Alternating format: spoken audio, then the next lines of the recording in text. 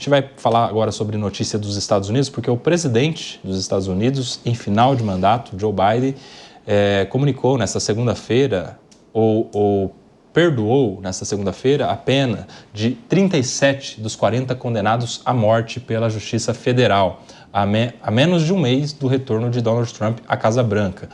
Ele anunciou, o Joe Biden anunciou justamente esse perdão. Os 37 réus estão condenados agora à prisão perpétua sem possibilidade de liberdade condicional, explicou o democrata em um comunicado divulgado pela presidência.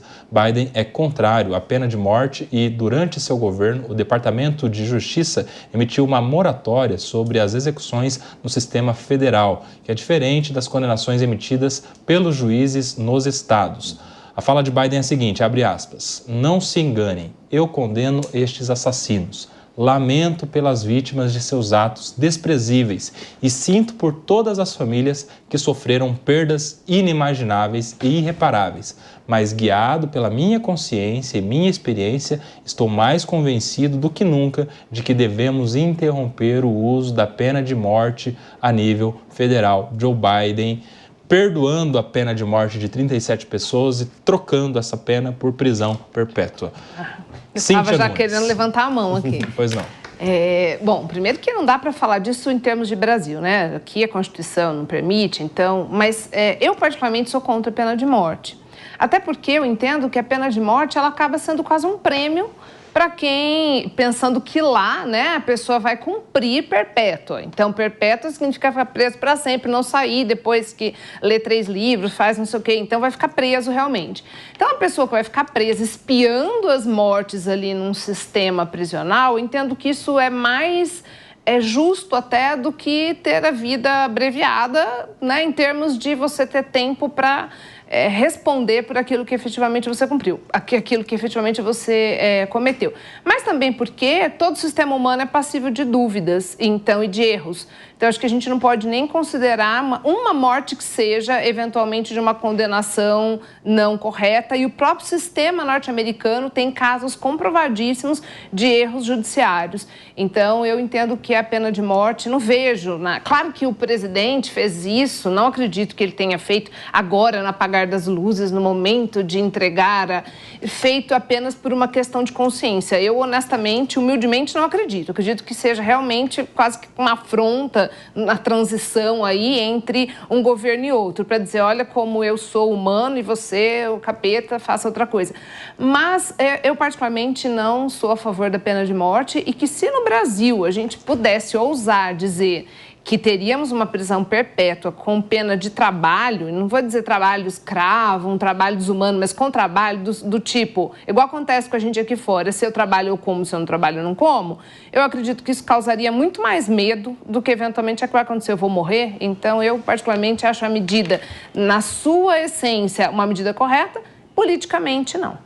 E isso frustrou os planos de Donald Trump, que vai assumir agora em janeiro, dia 20, não é isso? A presidência dos Estados Unidos, ele já com um viés mais favorável à pena de morte e, inclusive, algumas pessoas apostavam que ele aceleraria esse processo das pessoas que estão na fila da morte. Ô, Daisy.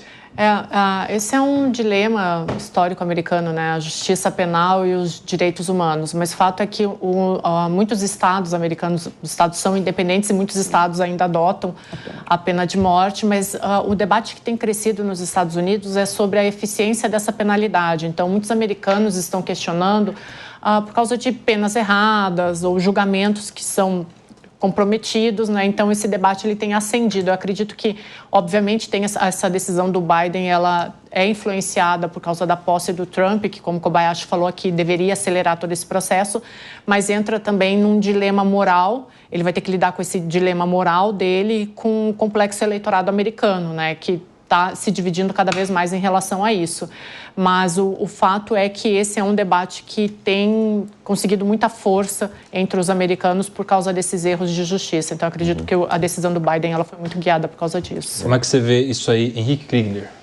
Eu concordo muito com isso que a Daisy está trazendo. Existe um dado de que em cada 10 condenações à morte nos Estados Unidos, Uma pessoa era inocente, é provado depois que a pessoa é inocente, mas a inocência dela já é comprovada uma vez que ela já havia sido morta, né? Então, realmente é um sistema que precisa de uma revisão, especialmente na maneira como é feito. Mas isso nos Estados Unidos é mais complexo porque cabe aos estados. Esse tipo de execução que foi feita aí em relação ao governo, né, a decisão do Biden, ela vai falar exatamente sobre as execuções federais. Então, não vai interferir nas decisões dos estados.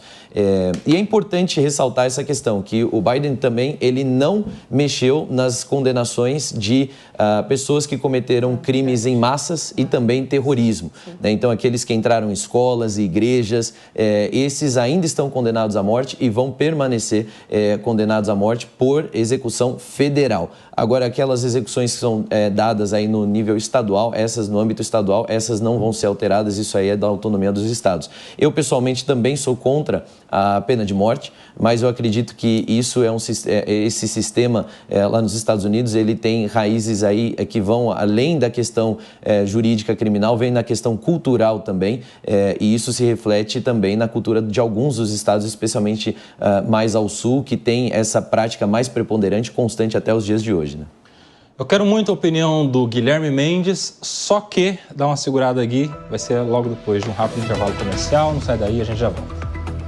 Estamos de volta aqui no Linha de Frente dessa segunda-feira, 15 horas e 49 minutos. Eu vou me despedir aqui do Henrique Kriegner, que participou conosco do Linha de Frente dessa segunda. Ele vai sair, porque tem compromisso daqui a pouquinho, não é isso, Kriegner? Exato, aqui na programação da Jovem Pan. Aqui, logo em seguida, na programação. Feliz Natal, Koba. Feliz Natal a todos aqui da bancada e os que nos acompanham também. Continue aí que tem coisa boa vindo em seguida. Lá no 3 em 1, Henrique Kriegner, com Evandro Cine e todo o timaço do Evandro Cine não, Sorella Wandi hoje nessa segunda-feira, todo o timaço do 3 em 1. Por aqui eu quero a opinião do Guilherme Mendes, que não havia falado sobre esta medida de Joe Biden perdoando 37 pessoas do corredor da morte. Gui?